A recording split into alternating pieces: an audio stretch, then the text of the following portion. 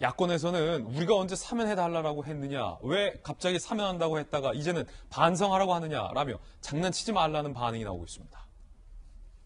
주호영 원내, 재판받는 사람에게 반성하라는 게 무슨 말이냐, 사면 두고 장난치면 안 된다.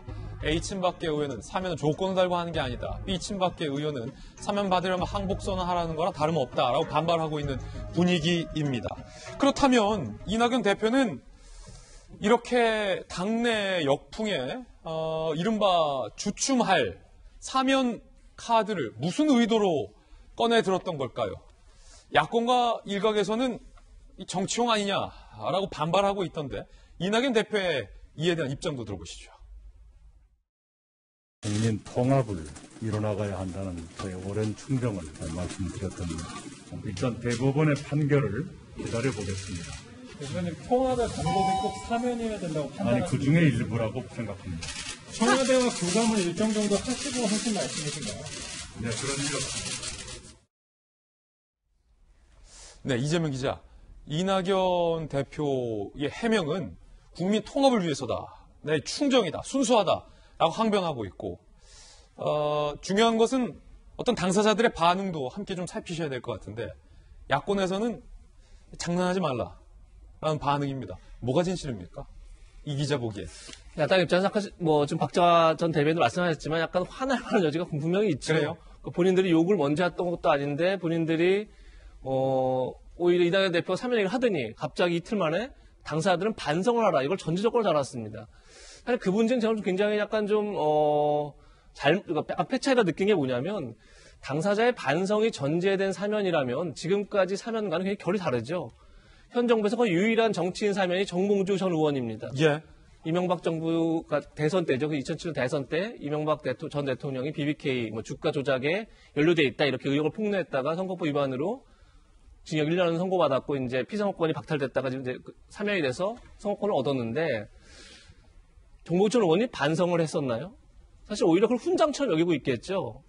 그러니까 뭐냐면 이게 정치적인 사건에 대해서 사실 그것을 반성을 요구하는 건 사과하고는 또 다른 면이 있는 거예요. 사과하고는 또 다른 측면이 있는 거죠. 사과는 어떻게 보면 국민 혼란이라든지 국민 갈등, 분열에 대해서 사과할 수 있죠.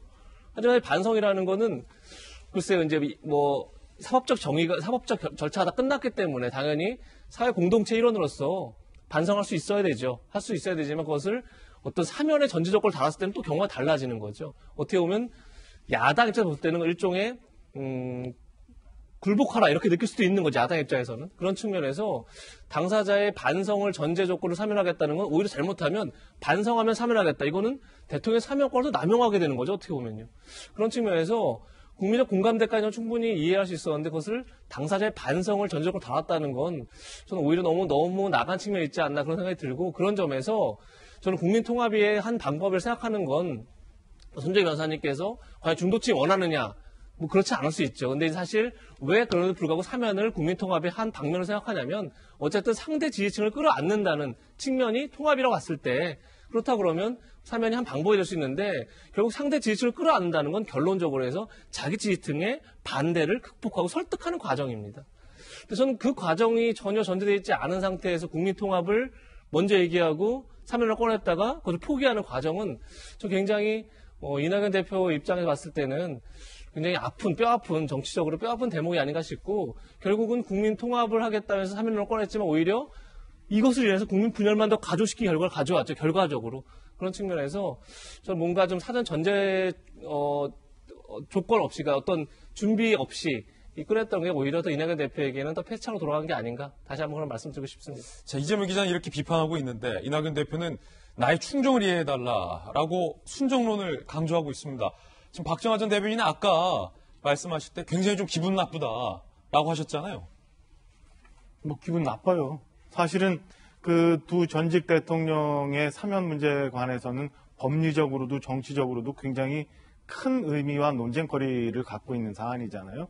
그리고 현 정권이 큰 선거를 앞두고 이 두 전직 대통령의 사면 문제를 언젠가는 쓸 거라고 대한민국 국민 100명 중에 한 99명은 다 생각하고 있었을 거예요. 그거를 지금 꺼낸 이유는 제가 볼 때는 연말에 우리 앞서 두 분 말씀 주셨지만 전국 수습하느라고 별거 다 했잖아요. 청와대 개편했죠. 내각 개편했죠. 그다음에 또 백신 직접 전화하시면서 뭘 또 찾아왔죠? 이런 중에 저는 이 카드를 분명히 대통령과 협의했을 거다라고 생각을 합니다. 그리고 나서 이낙연 대표가 이제 당내 강성 지지층 국민들 의견을 수렴하려고 운을 띄웠는데 워낙 반발이 세니까 이제 이틀 만에 저렇게 접고 나는 걸 보면 앞서 말씀드린 것처럼 그 중요한 문제를 이렇게 가볍게 쉽게 쓰나 그리고 이렇게 접어버리나 그러면 이낙연 대표가 얘기했던 진짜 국민 통합을 위해서라고 하는 진정성이 보이나 단순히 본인들 정치적 국면을 넘어가기 위한 카드로 이걸 이렇게 썼던 거 아닌가라고 저는 폄훼하고 싶고요.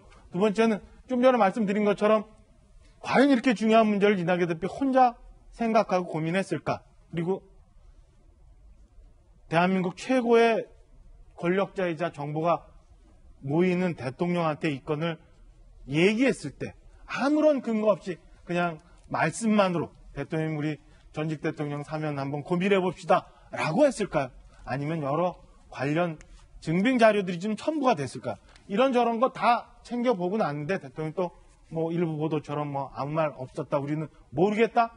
글쎄요, 저는 이걸 액면 그대로 받아들일 수가 없고 지금까지 있었던 것처럼 백신 문제, 그 다음에 뭐 동부지소 문제 여러 가지, 그 다음에 추윤 갈등 속에서의 대통령의 침묵 이런 것들이 나온 것처럼 그냥 한번 띄워보고 반응이 좋으면 내가 한 거고 그렇지 않으면 나는 모르는 거고 또 이런 모습이 보이는 거 아닌가 싶은 생각에 이제는 좀 반대층도 설득하고 무언가의 장벽이 있으면 넘어가는 그런 지도자의 모습이 좀 보고 싶다라는 말씀 좀 드리고 싶습니다.